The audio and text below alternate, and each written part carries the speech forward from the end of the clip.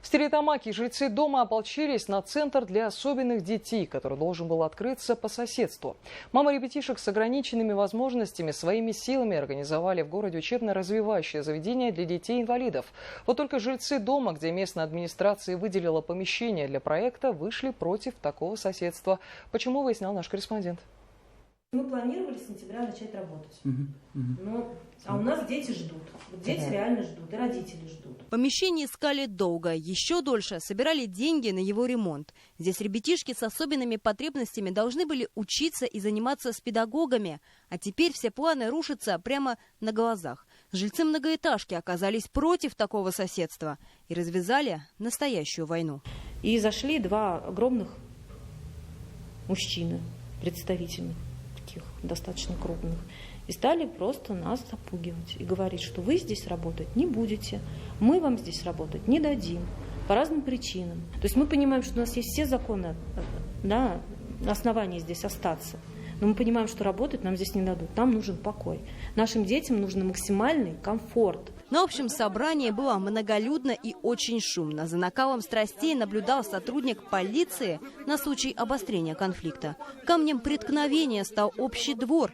Жильцов пугает, что в их уютном уголке появятся чужие для них люди. Ну тут все будут против, вот вы взаимопонимания не найдете. Знали, что здесь канализация совершенно не рассчитана на такую нагрузку. Ну, представьте себе, больные дети, нервные родители.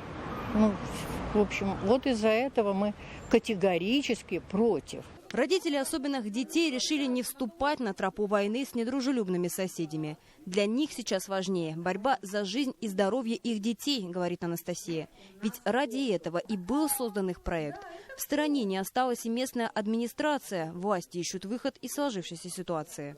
Совершенно понятно, что существование и работа и деятельность организации, которая занимается с детьми-инвалидами, в том помещении, когда соседские отношения просто враждебные, можно сказать, да, такие отношения, такая деятельность невозможна. Мы будем рассматривать возможность предоставления им другого помещения из тех, которые находятся в распоряжении муниципалитета.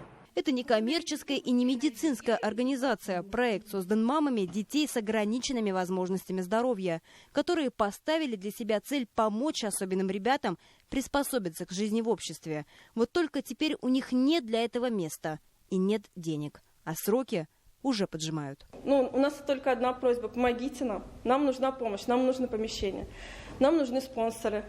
Поэтому, если есть возможность, пожалуйста, помогите нам. А на дверях помещения, как и на пути к мечте родителей особенных детей, теперь висит амбарный замок. Сдавать своих позиций жильцы по-прежнему не собираются. Собрали подписи, планируют судиться. Дети с ограниченными возможностями против людей с безграничным равнодушием. На нас закрывают глаза, как будто люди в домике. Это их сегодня не касается.